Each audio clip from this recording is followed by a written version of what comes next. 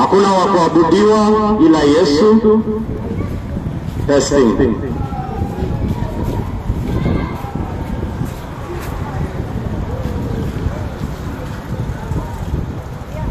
Testing. Wa kuabudiwa ni Yesu. Wa kutukuzwa ni Yesu. Wa kusifiwa ni Yesu. Testing.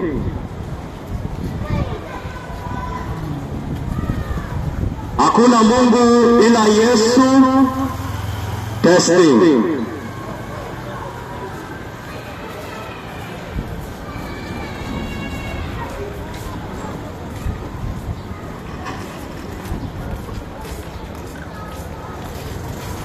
Tumekuja kwenu siku ya leo kutoka kanisa la Pendo Huru Reformed Ministries kutimiza amri ya aliyeanzisha hiyo kanisa.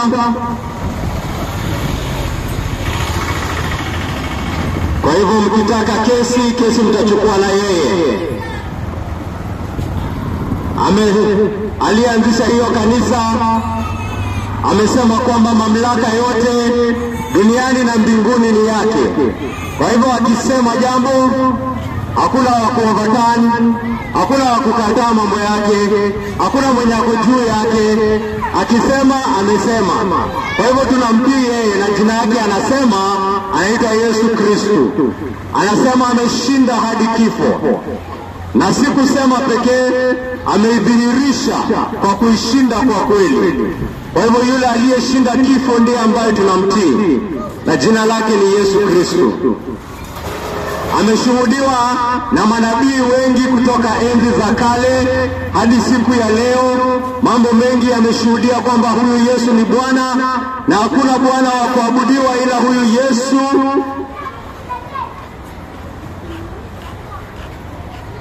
Na ndio tumekuja kuwasomea hapa. Leo ninataka kuwasomea kutoka kitabu cha Agano la Kale. Kuna wale ambao wanakataa Agano Jipya. Wanakataa, wanasema oi, mambo ya Paulo hiyo. Hatutaki mambo ya Paulo.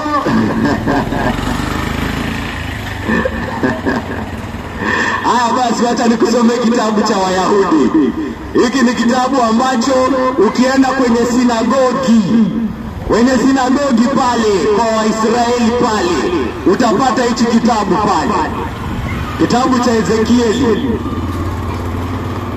Waisraeli hadi siku ya leo kama taifa wamemkataa Masia wao, wamemkataa Bwana wao. Yaani ninataka kusema kwamba Waisraeli wengi wao si Wakristo, lakini haya maneno ni yao. Mimi nataka kusomea maneno ya Wanaisraeli kakaangu, kwa sababu huyo Mungu wa Israeli ndiye ambaye alimtuma mwana wake wa pekee. Hata kama Waisraeli wamemkataa, bado ni mwana wake.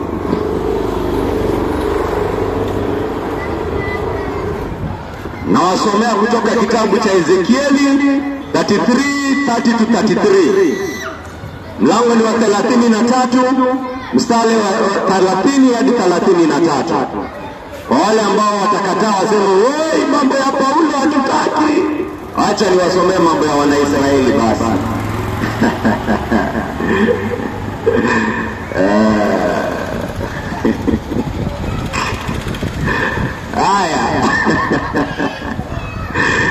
Yaani watu hawataki kusoma Biblia kabisa. Wanatafuta udhuru tu, excuses kila mahali.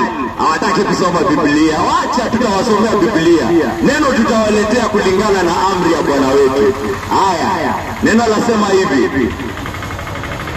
Kwa habari yako wewe mwanadamu, watu wako wanaongea habari zako wakiwa karibu na kuta na kwenye milango ya nyumba, wakiambiana kila mmoja na mwenzake, njooni msikie ujumbe ule unaotoka kwa Bwana.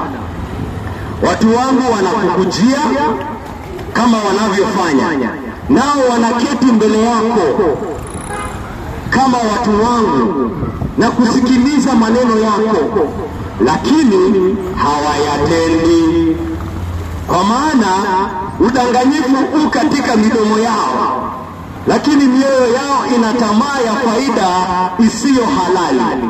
Naam, mbele yao umekuwa tu kama mtu aimbaye nyimbo za mapenzi kwa sauti nzuri za kuvutia na kupiga vyombo kwa ustadi, kwa kuwa wanasikia maneno yako lakini hawayatendi. Wakati mambo haya yote yatakapotimia, kwa kuwa hakika yatatokea, ndipo watakapojua kwamba nabii amekuwepo miongoni mwao. Huyu Mungu anazungumza na huyu nabii Ezekieli. Amempa Ezekieli maneno ya kupea hawa Wanaisraeli. Hawa Wanaisraeli wako pale uhamishoni. Wako pale uhamishoni, wamefukuzwa kutoka nchi yao, wamefukuzwa kutoka taifa lao kwa sababu ya kumwasi Mungu wao. Na wakiwa pale, Mungu bado anawatumia manabii kuwaonya, kuwafunza njia ambayo inafaa. Na anasema hivi, watu hapa wanakuja kwako, wanafanya nini? Wanakuja kwako, wanakaa chini, wanasikiza mambo unasema, wanajifanya wamesikiza kwa makini sana, lakini wewe kwao ni kama artist. Wewe ni kama Zuchu. Sasa wewe unawaimbia tu, unapigia wimbo tamu, story tamu. Kwa sababu gani? Wanasikia, wanajifanya wanasikia, lakini ile mambo wanasikia hawafanyi nini? Hawatatili maanani, hawayatii maanani. Wanasikia tu, lakini wanatoka pale hata hakuna kitu. Jamaa alikuwa mwizi, bado ni mwizi. Jamaa alikuwa muongo, bado ni muongo. Na anasema amekuja kusikia neno la Bwana. Neno la Bwana, anakuja pale, anasikia, anaambiwa usiibe, usidanganye, wa mtu wa kweli. Anakuja pale, akitoka uongo bado. Hajatia kitu chochote maanani pale. Ameona ni kama ni neno la mwanadamu tu. Ameona ni kama jamaa amekuja pale kumuimbia. Waisraeli wanamchukulia huyu nabii Ezekieli kimzaha. Wanamchukua kimzaha. Hawatishiki na neno la Bwana, hawatatiziki na neno la Bwana. Wanaona ni kama ni Zuchu amekuja pale kucheza nyimbo. Anarudi jioni tu kulala wenye wamelala tu. Hivi ndio Bwana anawaambia hawa Waisraeli. Wakati mambo haya yote yatakapotimia, kwa kuwa hakika yatatokea, hiyo ndio siku watajua kulikuwa na nabii katikati yao. Ile siku hii, mambo ambayo neno langu linasema, ile siku hiyo maneno itafanyika. Hiyo ndio siku ambayo watajua kulikuwa na nabii miongoni mwao. Majengo, nisikilizeni. Hili ni onyo ambalo linafanya kazi hadi siku ya leo. Hii si onyo ya Waisraeli pekee. Hili ndio mambo ambayo inakuonyesha kwamba neno la Mungu ni neno la Mungu, kwa sababu mafunzo yake hayazeeki, hayaachi kufanya kazi. Hadi siku ya leo hayaachi kufanya kazi. Na kuambia siku ya leo neno la Mungu bado ni neno la Mungu. Upuuze, ukatae, ukejeli, ufanye aje, wewe kataa. Ile siku hiyo neno itatimizika, ndio utajua ni neno la Mungu lilikuwa linahubiriwa kwako, kakangu. Mambo ya Mungu hayachukuliwi kimzamza. Mambo ya Mungu hayachukuliwi hivi.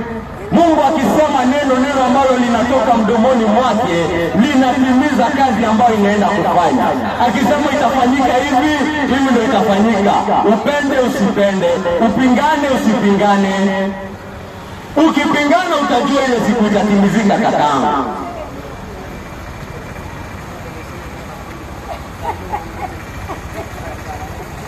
Mko watu wako hapa wanachukulia neno la Mungu kimzaha.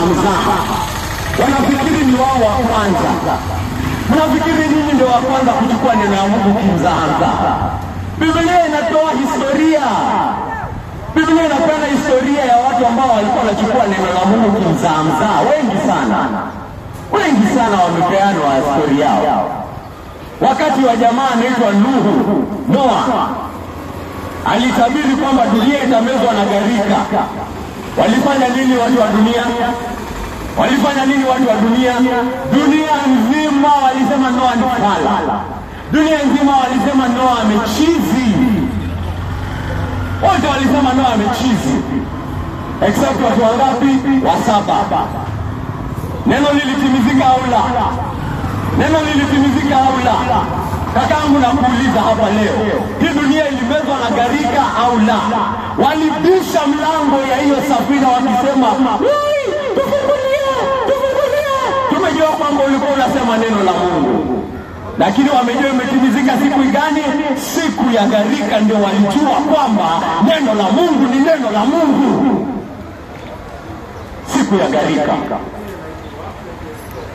Kuchoma kwa Sodoma.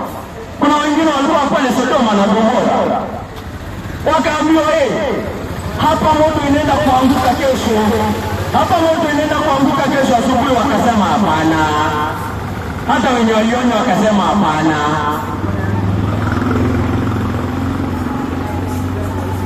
Wameonywa na malaika ambao wamefanya watu wawe vipofu. Hawa malaika wamefanya watu wawe vipofu, halafu wanawaonya, wanawaambia torokeni. Wakasema nini? Hakuna kitu inafanyika. Walijua hawakujua. Kakaangu, acha nikuambie, walijua. Walitambua kwamba neno la Mungu ni neno la Mungu. Siku gani walitambua? Ile siku hiyo moto ilianguka. Hiyo siku moto ilianguka pale Sodoma na Gomora, na moshi ikapaa kwenda juu mbinguni. Hiyo ndio siku walijua neno la Mungu limetimia. Walijua kwamba yule aliyewaambia alikuwa nabii. Walijua kulikuwa na nabii miongoni mwao. Kakaangu, dada yangu, neno la Mungu si la kupuuzwa. Neno la Mungu si la kuchukuliwa hivi. Hadithi ni mingi. Huyu Sauli pia aliyekuwa mfalme alikataa. Aliambiwa huyu mfalme nimekunyang'anya, nimepeana kwa Daudi. Sauli alijaribu yake yote, hata akajaribu kumuua huyu Daudi. Lakini neno la Mungu likisemwa limesemwa. Neno la Mungu likisemwa limesemwa. Hata ufanye aje. Sauli alijaribu kuigeuza, akajaribu kumuua Daudi, akamtafuta. Neno la Mungu lilitimia. Hata Sauli afanye nini? Israeli pia wameonywa, mkiendelea kumwasi Mungu nitawatoa kwa hiyo nchi. Nitawatoa hapo niwapeleke uhamishoni. Haya, Waisraeli wanajua na wao ndio wanajua. Walitolewa wakapelekwa uhamishoni au la? Walitolewa nchi yao wakapelekwa uhamishoni na mfalme Nebukadneza na mfalme wa Asiria au la? Walitolewa pale. Onyo walizokuwa wanapewa na kina nabii Yeremia wanazikataa, hadi wanamweka nabii kwenye jela. Wanaweka nabii kwenye jela, wanafikiri kwamba tukiweka nabii kwa jela, neno la Mungu pia tumeiweka jela. Upumbavu wa aina gani hiyo? Neno la Mungu ni neno la Mungu. Hata yule ambaye ameisema mkimuua, umeua mwenye alimtuma. Lazima usimamishe mwenye ametoa hiyo neno. Uhamishoni walienda, na katika uhamisho wao walijua kwamba nabii alikuwa miongoni mwao.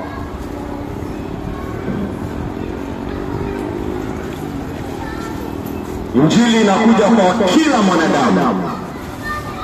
Injili inakuja kwa kila mwanadamu. Inazungumza na yeye katika dhamiri yake. Inazungumza na yeye katika roho yake. Ninataka kumjulisha kwamba Injili inataka kukujulisha kwamba wewe ni mwenye dhambi. Injili inataka kukufahamisha kwamba hakuna njia yote unaweza kujiokoa. Hakuna kitu unaweza fanya kujisafisha. Hakuna kitu ambao unaweza kufanya kujipatanisha naye Mwenyezi Mungu. Hakuna. Hiyo ndio kazi ya Injili.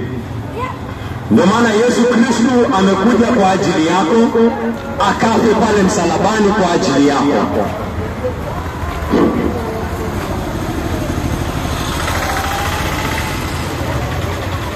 Ushahidi huu ukija kwa nguvu za Roho Mtakatifu, ukija kupitia neno la Mungu, unapata shahidi ambaye yuko pale moyoni mwa mwanadamu, anakubali. Anasema kweli tuko na hatia. Kweli tuko na hatia. Lakini mwenye dhambi anafanya nini? Anakataa. Mwenye dhambi anakataa, hataki kusikia neno la Mungu, hataki. Anapigana nayo. Anasema mimi naweza kujiokoa.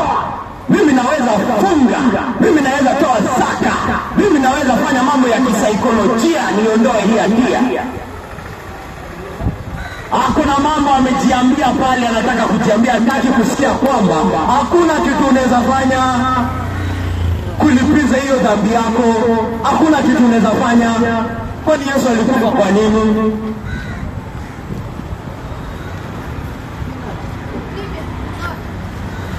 Hataki, anakataa. Anataka kuishi kulingana na tamaa zake. Ndio unasikia hapa hata kwa nini huyu jamaa anasema, kwa nini hao watu wanasikia neno lakini hawafanyi? Wanakuja kama wanavyofanya, wanaketi mbele yako kama watu wangu, wanasikiliza maneno yako lakini hawayatendi. Kwa maana gani? Kwa maana udanganyifu uko katika midomo yao. Mioyo yao ina tamaa ya faida isiyo halali. Ndio maana hawataki kusikia ukweli. Mdomo zao tu zimejaa uongo tu. Uongo tu ndio ameiweka kama dhamani yake. Uongo. Tamaa ya moyo wake ni faida isiyo halali. Anataka kufanya mambo kivyake. Anataka kufanya mambo kulingana na tamaa zake. Ndio maana anashikilia mafunzo ambayo yanamkubali kuishi maisha ya hiyo aina. Anasema wacha niishi maisha ambayo ninaweza kuosha dhambi zangu wakati ninataka. Nikifanya hivi naosha dhambi za mwaka uliopita na mwaka ujao. Hiyo ndio ninataka hiyo.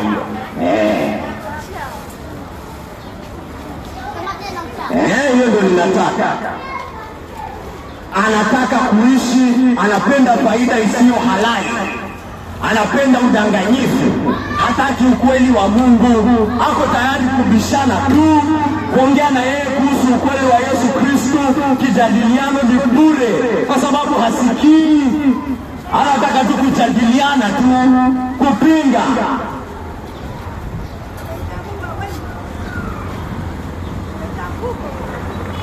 Anataka kuishi kulingana na tamaa zake.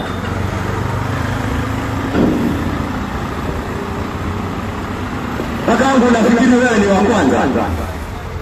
Wana Biblia imeandika hii maneno ilikuwa inafanyika hata kabla Yesu Kristo kutembea. Unafikiri wewe ni wa kwanza kupinga maneno ya Mungu? Unafikiri wewe ni wa kwanza? You think you're starting something new. You're doing something that is as old as humanity itself. Rebelling against the Creator. Unapingana na Mungu wako, unapingana na neno la Mungu. Unafikiri una hekima nyingi sana. Niko na hekima, ni mimi ni msomi. Mimi nimejua, nimesoma hii Biblia, nimeitambua. Unajiona una hekima nyingi sana kupingana na Mungu. Kakangu, upende usipende, neno la Mungu ni neno la Mungu. Ile siku itatimia ndio utajua. Ndio utajua ni neno la Mungu linahubiri hapa. Wafikiri nahubiri neno la binadamu. Ile siku utaona Yesu Kristo akija katika mamlaka yake kuhukumu, ndio utajua. Ndio siku utajua. Ile siku utaona Yesu Kristo amekuja na jeshi la mbinguni liko nyuma yake, na malaika wote wakimsifu wakisema, asifiwe yule aliyekufa na akafufuka, asifiwe yule aliyeshinda kifo. Ndio utajua.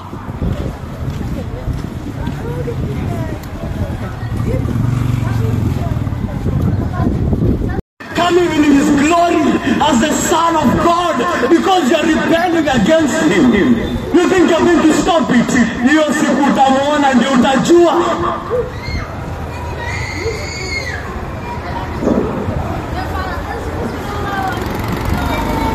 unafikiri wewe ndio wa kwanza? Unafikiri wewe ndio wa kwanza kupinga Yesu Kristo ni mwana wa Mungu? Unafikiri wewe ndio wa kwanza? Hata wakati Yesu alikuwa anatembea duniani, Wafarisayo, watu wake walikuwa wanampinga, watu wake yeye mwenyewe. His own people refused him, they rejected him. Anajionyesha, mapepo yanakuja yanasema Yesu ni mwana wa Mungu. Wataki, wanasema hapana, ametoa watu siku ya Sabato. Anakuja, anaponya kilema aliyezaliwa kilema. Hawataki. Yesu mwana wa Mungu. Analisha watu 5,000. Hapana, Yesu mwana wa Mungu. Anaponya vipofu. Hapana, Yesu mwana wa Mungu. Unafikiri wewe ni wa kwanza? Unafikiri wewe ni wa kwanza kukataa kwamba Yesu ni mwana wa Mungu? Alikaa pale akafufua hadi wafu. Watu wamekufa, Yesu anawaambia toka hapo kaburini, na anaamka. Na walifanya nini? Bado walikataa. You think you're the first one? You think you're the first one? Unafikiri katika kukataa kwako Yesu anaacha kuwa mwana wa Mungu? Unafikiri anaacha kuwa mwana wa Mungu kwa sababu umekataa? Utajua. You will know it when you see him in his glory. Utajua. Wote watajua. Wote watasema Yesu ni Mungu. Wote.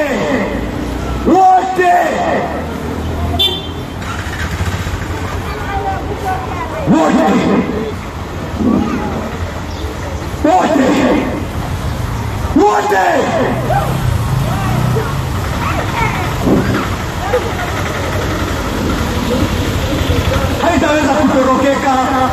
There will be no running away from him. Ile siku itakuja kama gharika ya Noa, ndio utajua. Ile siku itakuja kama moto wa Sodoma, ndio utajua.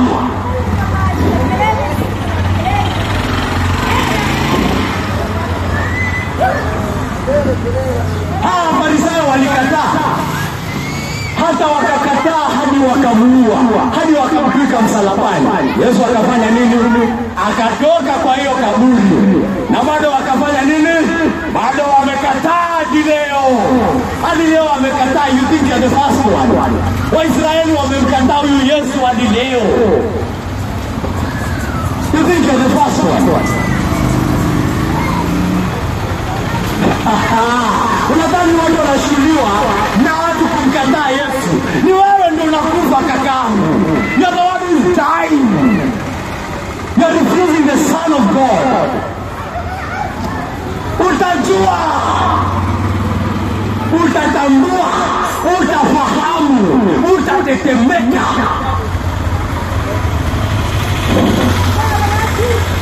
Utajua na kakaangu. Mtajua ule mhubiri wako wa majengo wako anakudanganya. Yeye ndio siku utajua. Sasa hivi mnaenda pale mseme huyu jamaa amechizi. Huyu jamaa ameharibika akili. Huyu jamaa kitu anasema. Huyu jamaa ni mpiga biashara tu. Utajua.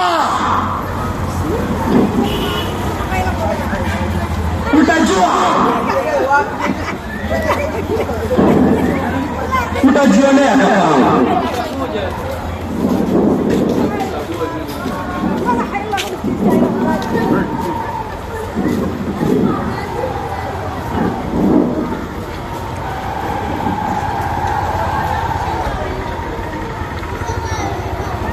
Wameua wafuasi wake. Kwani unafikiri Ukristo imefika aje hapa? Wakristo wameuliwa tangu wafuasi wake waanze kuhubiri huyu Yesu amefufuka. Mateso, viboko, jela, kuuawa. That is the history of the Christian faith. Walikuwa wanajaribu kufanya nini? Walikuwa wanajaribu kuizima. Wanafikiri katika kuua wafuasi watazima nini? Watazima Injili. Injili imefika Kenya. Injili imefika kwa Wadigo, na inaenda kwa Waswahili, na inaenda kwa Wasomali. Mungu amesema inaenda kila mahali. hii, na itafika kwa sababu hiyo ni neno la Mungu. Wewe pinga, wewe ua, lakini ile siku wa Somali wataokoka, ndio utafanya nini? Ndio utajua. Ndio utajua. Uwa watu wake, uwa wahubiri wake. Injili bado inaenda kwa Waarabu. Kwa sababu ni nini? Neno la Mungu lishasema inafika huko. Na ile siku itafika huko, ndio mtafanya nini? Ndio mtajua.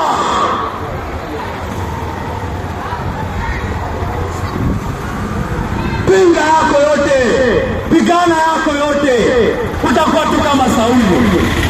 Vita vyako vitapata tu kusafu kuonyesha utukufu wa Bwana. Kuonyesha kwamba walijaribu yao yote. Kuna mataifa hawezi kuhubiri injili vile nini? Hawezi. Kwa nini? Wanajaribu kuipinga, wanajaribu kuiziba, lakini injili itaingia pale. Na ile siku itaingia, ndio watafanya nini? Ndio watajua kwamba neno la Mungu lilikuwa miongoni mwao. Wafikiri we are begging people, oh please accept the word of God. Oh please, I am doing that. I am asking you, please accept Jesus Christ. For your own sake, save yourself, save yourself. Jiokoe. Hakuna wokovu nje ya Yesu. Hakuna. Lakini upendo usipende, hii neno itafanya kazi yake. Neno itafanya kazi yake. Pendo usipende.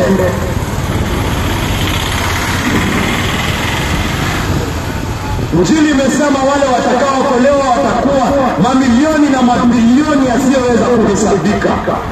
Wale pinga watakuwa.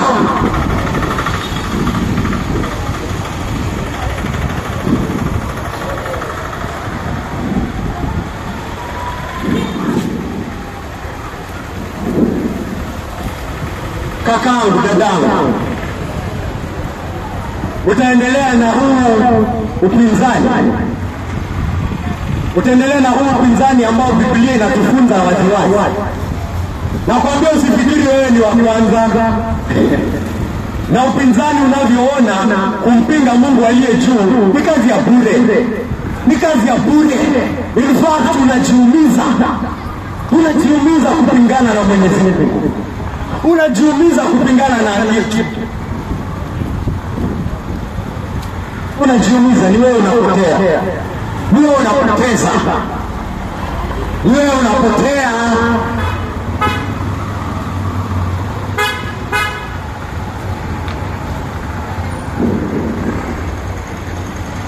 Utapingana, upingane. Lakini atakapokuja huyu Yesu kakaangu, haki nakwambia kweli utajua. Utajua huyu ni mwana wa Mungu. Utajua huyu ni Mungu mwenyewe. Utamuona pale na vile vidonda vyake kwenye mkono wake. Na aseme hivi vidonda, waona vile ambavyo umevidharau. Utaona na utajua. Ole wako unaisikia injili. Ole wako unaisikia injili. Kuna wale ambao hata ni afadhali haungewahi sikia injili inapokuja kwako na hauikubali kitu ambao unafanya, ni unakubali hukumu ya injili. Unakubali hukumu ya kumkataa mwana wa Mungu. You are accepting that judgment. That yes, I am heard of the Son of God, and I think it is just a bunch of nonsense. I think it is just some baloney. That is what you are saying. I think this Jesus Christ stuff makes no sense to me. It makes no sense. Ole wako, unakubali hukumu ya kumkataa mwana wa Mungu ambaye amedhihirisha mbele yako. Amedhihirisha mbele yako kwa njia hakika kabisa. Kwa njia dhahiri kabisa.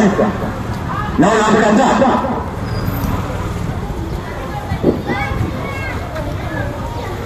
Endelea katika hekima yako. Endelea katika ujuzi wako wewe mwanasayansi wewe. Ile siku ambayo haya maneno yatakapotimia, na kwa hakika yatatimia, ndipo mtakapojua kwamba nabii amekuwepo miongoni mwenu. Hilo ni neno la Mungu kakaangu. Tusijipate katika hiyo hali ndugu yangu. Naomba kwamba hatutaasi neno la Mungu. Naomba kwamba hatutakubali hukumu ya kumkataa mwana wa Mungu. Naomba kwamba hatutakataa njia ya wokovu ambayo ametutolea at the cost of his own son. Bei ambayo amelipa ili akurehemu wewe mwenye dhambi ni damu ya mwana wake. Damu ya mwana wake. Hii Injili haina uchafu yoyote. Ndio maana tunaitangaza bila hofu kwa yeyote. Hii Injili haijaribu kufurahisha tamaa yoyote ya mwanadamu. Wewe unasema nikijaribu kufurahisha tamaa yoyote ya mwanadamu. Hii Injili ni safi. Hii Injili inajishuhudia ukweli wake kwa roho ya mwanadamu. Yeyote anayesikia na kuifahamu anafahamu kwamba ni neno la Mungu.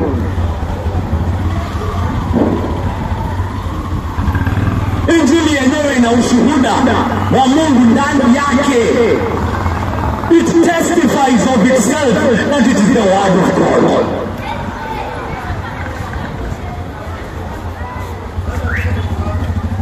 Yeyote anayekataa hii Injili ni kwa sababu ya tamaa. Wewe sasa ndio tamaa inakufanya ukatae huyu Yesu, ukatae mwana wa Mungu msafi aliyetolewa kwa ajili yako.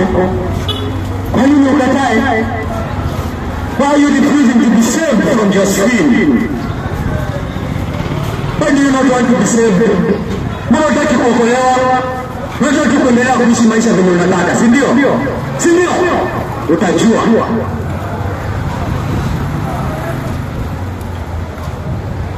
Makaangu, na kwamba usipuuze mwito wa Injili. Naomba uisikie. Na baada ya kusikia, naomba uamini. Nimepata wengi wakitukejeli hapa, wakituonyesha dharau za kila aina tunapowahubiria habari nzuri ya Yesu Kristo.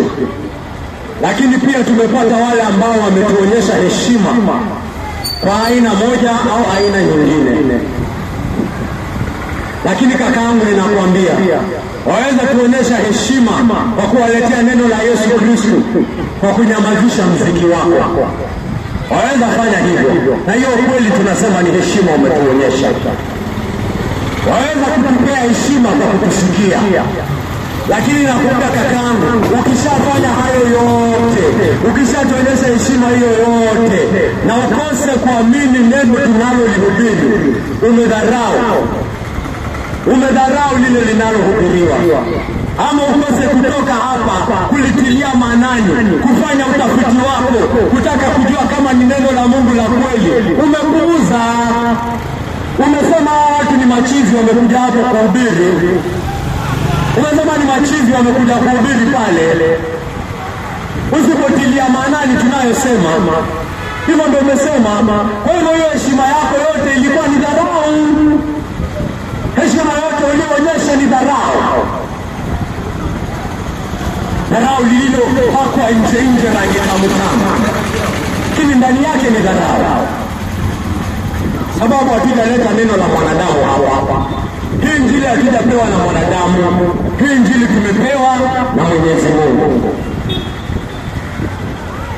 Na ndio tunakuja kwako kukueleza hii Injili. Tusipuuze, tuisikie, tuitie maanani, na Mungu atusaidie tuiamini. Hayo ninaomba kwa jina la Yesu Kristo. Mungu wangu mwenyezi wa milele, asante kwa kutupea nafasi nyingine, fursa nyingine kuhubiri neno lako tukufu hapa katika eneo la Majengo. Mungu wangu, na ni tumaini letu Mungu wangu kwamba kazi ambayo umetutuma kufanya hapa si kazi ya bure. Mungu wangu, wewe pekee Mungu wangu ndiye ambaye unajua moyo wa mwanadamu. Wewe ndiye ambaye unajua jinsi ambavyo inafanya kazi, na wewe ndiye ambaye unajua utumwa uliomo katika huo moyo dhidi ya dhambi. Mungu wangu, kwa hivyo tunakuomba Mwenyezi Mungu kwamba wale wote walio na mioyo migumu hapa, kwamba Mungu Baba utapalilia hiyo mioyo, kwamba hii mbegu ambayo tunaipanda ya habari nzuri ya Yesu Kristo Mungu Baba itapata kuchimbuka na kuzaa, na Mungu Baba itaonekana wazi wazi kwamba Roho wako anafanya kazi katika hili eneo la Majengo, na anafanya kazi tukufu Mungu Baba ambayo haiwezi linganishwa na kazi yoyote ulimwenguni. Ijulikane hakika kwamba inayofanyika hapa ni kazi ya Mwenyezi Mungu, na naomba haya yote katika jina tukufu la Yesu Kristo aliye Bwana na mkombozi wetu. Amen.